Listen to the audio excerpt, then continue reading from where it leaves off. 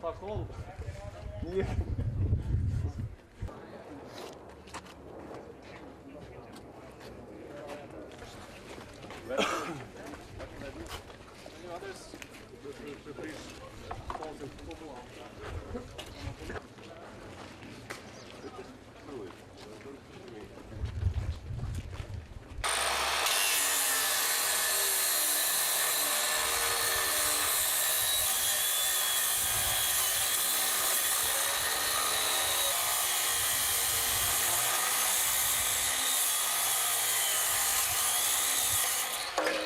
We are not blackmailing the international community with violence in Kosovo, so we should exclude the violence in Kosovo. But process has to be completed as soon as possible, because there is no need for delay, there is no need to wait, and delay is bringing nothing good to anyone.